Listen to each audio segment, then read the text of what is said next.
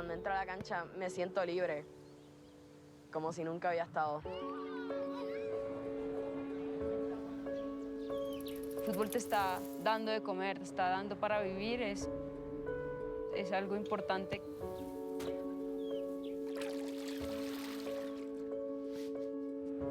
Football for me is the way forward. Football for me is my life.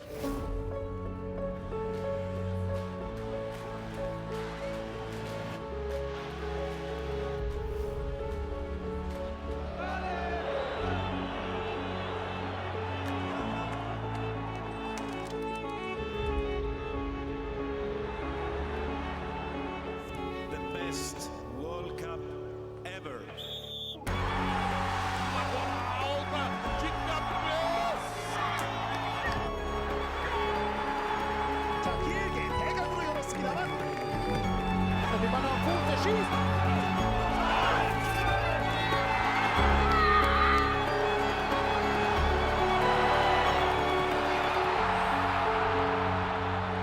Here is the planet's ultimate game, the final of the 21st Football World Cup. Ah, c'est gol, le premier but de Pogba dans cette Coupe du Monde. Et là, c'est pratiquement là.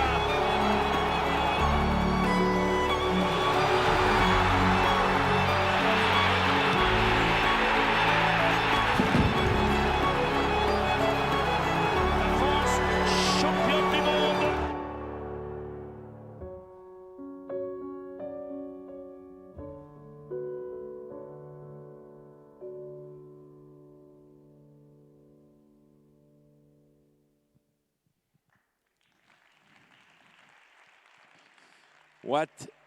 What a powerful video. And ladies and gentlemen, please welcome on stage virtually live from Doha, the most powerful man in the world today, Gianni Infantino, the head of FIFA.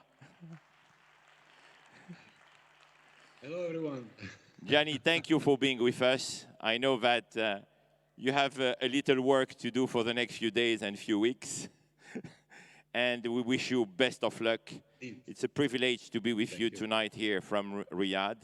You were here a few days, weeks ago, so we see why we didn't exaggerate to ask you to come back. But let's have this conversation, please, with our great audience here in Riyadh. The FIFA World Cup will start very soon in Qatar, November 20, if I'm not mistaken. The first time that this amazing tournament, the most popular, the most successful, the most important sport event in the world, has visited the Arab world. So what do you see the impact being, Gianni? Well, first of all, thanks very much, Rachel, for having us here, for having me here. You are much too kind to me, certainly. But as you rightly say, football is just much more than a sport, isn't it? And the FIFA World Cup is definitely the biggest show on earth. Much more than that, actually. Football and the World Cup makes you dream. And this FIFA World Cup 2022 is already having a huge impact on the Middle East, of course, in particular, but also, I would say, the entire world. Let me start by saying, and His Highness the Emir of Qatar said it several times, I said it several times, this World Cup 2022 in Qatar is not just the World Cup of Qatar, it is the World Cup of the entire Middle East, of the Gulf, of the Arab world, of the entire world, which will unite itself here. So on one side, we will have the opportunity for millions of people to discover a new part of the world, the Gulf, the Arab world. New people, rich culture, welcoming new customs. And on the other side, it is also an opportunity for Qatar and for the whole GCC region to present itself to the world in another light, in another way, and get rid, I think, once and for all, some of the prejudice that sadly still exists. It will definitely help to get more mutual understanding between the people. of different cultures and backgrounds. I'm convinced of that.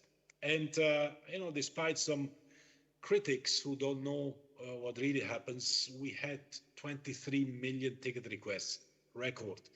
Over 3 million tickets were already sold. It will be sold out. We'll have 5 billion people watching the World Cup on TV.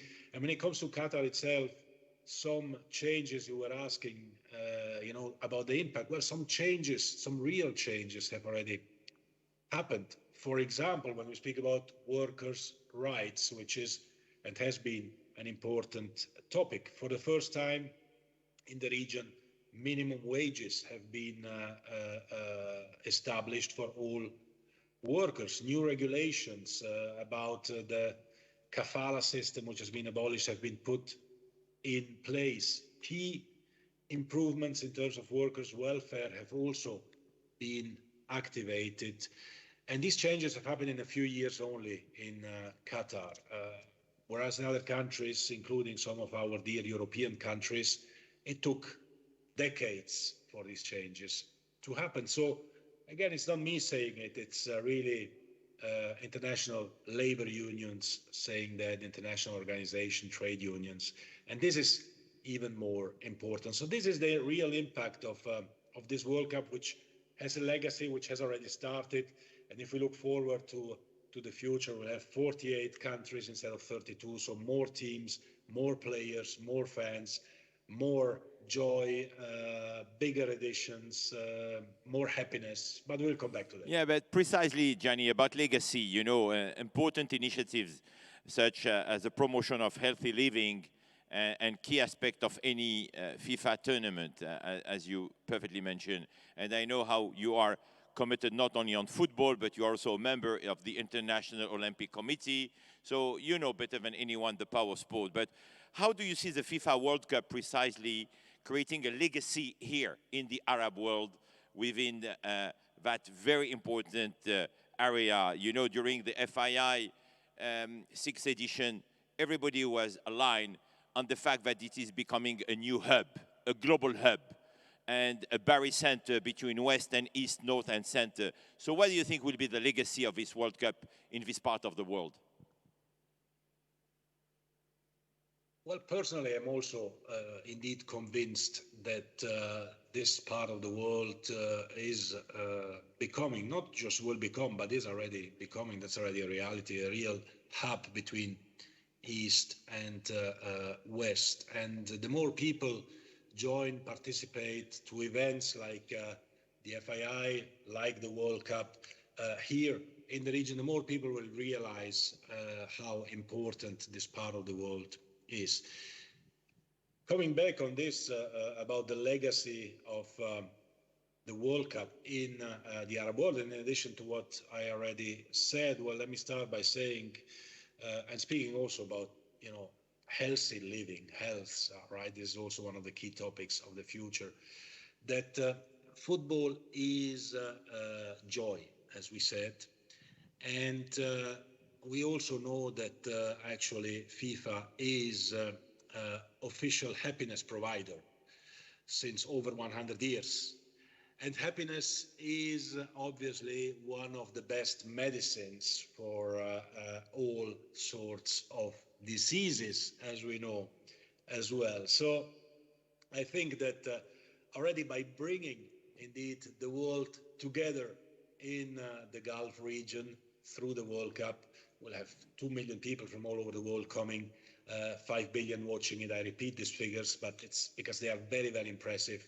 Enjoying and being happy and showing to a world which is more and more aggressive and tense, that yes, people can live together, whether they come from East, from West, from South, from North, they can stay together, they can enjoy together, they can feel together the same passion, and for at least 1 month show to the world that humanity can live in peace together.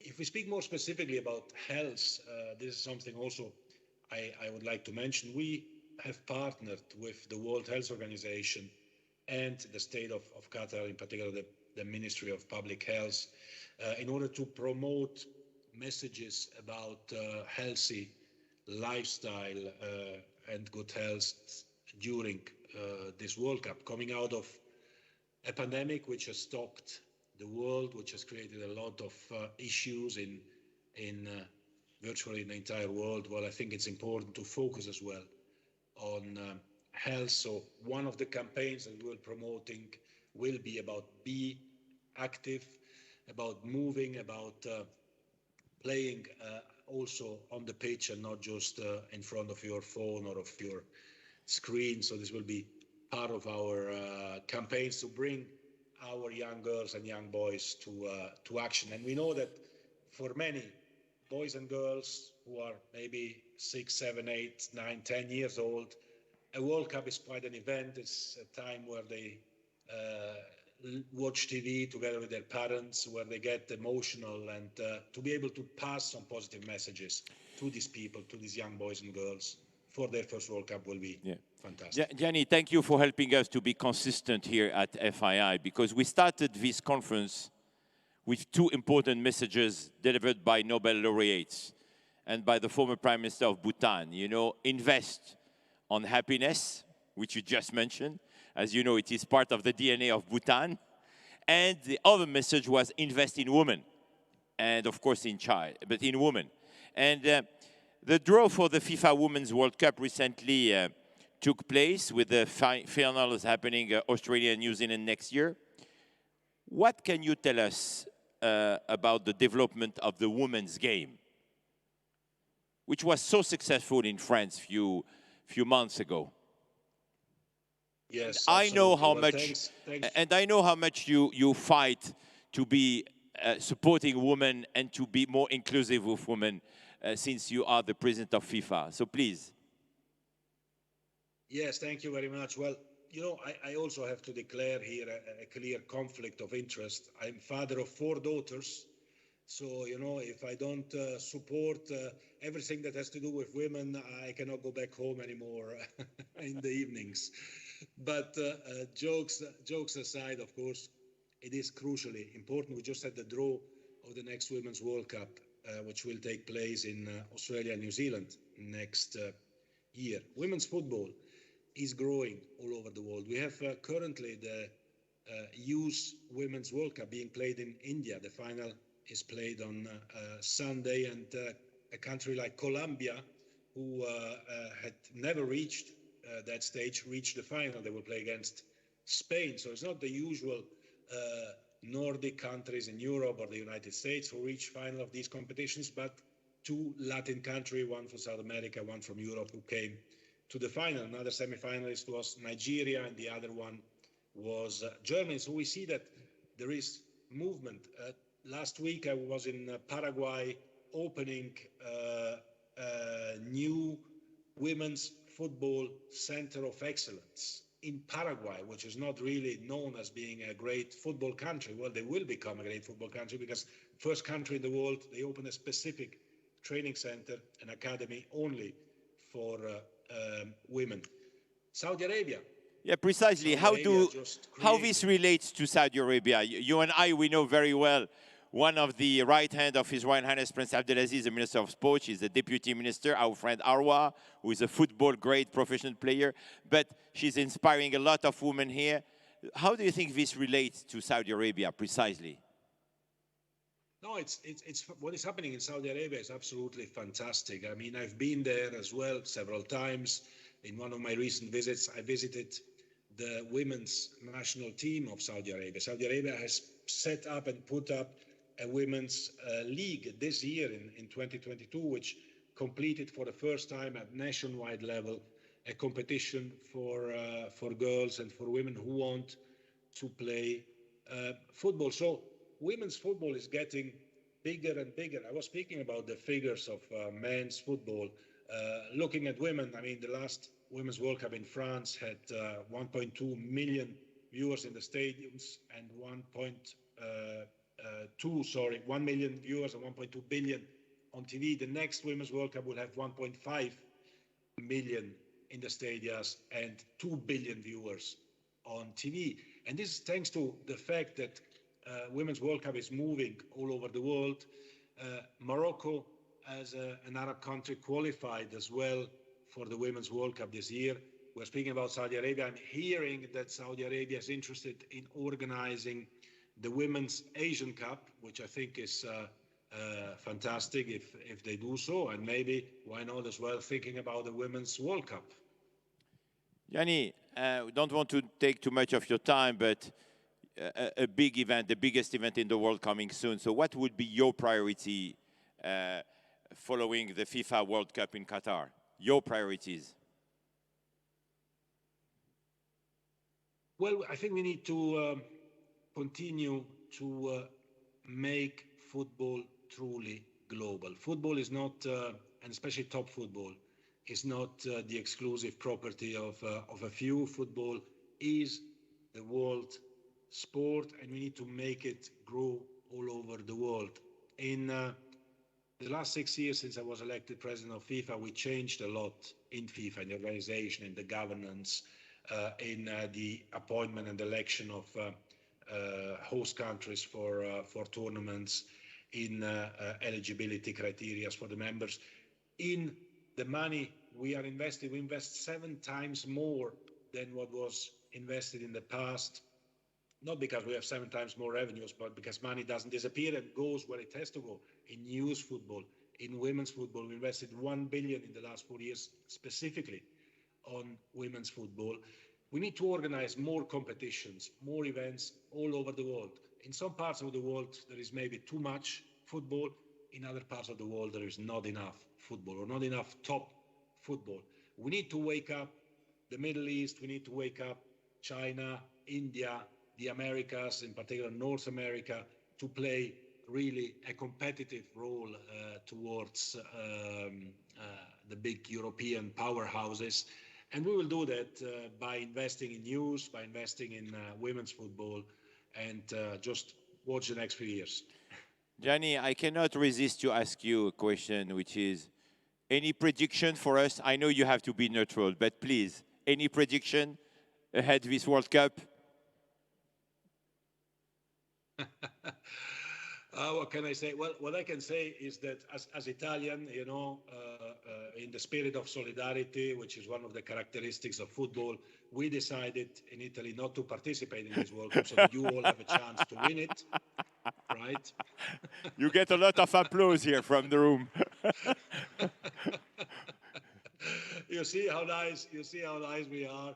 But jokes aside, obviously it will be a great World Cup also because it's played in November and December at the peak of the form of many players.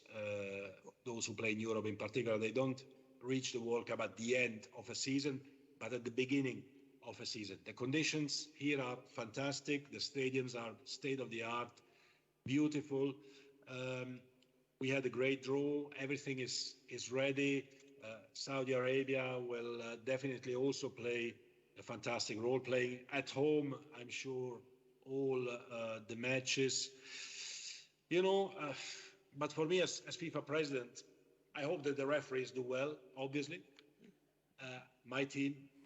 And I hope, but then I'm sure that football will be the winner. This is how it should be, and I'm sure it's what it will be, because football ultimately as well unites the world, and we will unite the world very soon here in Qatar. So please, all of you, come to Qatar, enjoy the World Cup and enjoy football. Ladies and gentlemen, Gianni Infantino, thank you so much, Gianni. Thank you for your time. Wish you good luck for the coming days and weeks. Thank you. Thank you.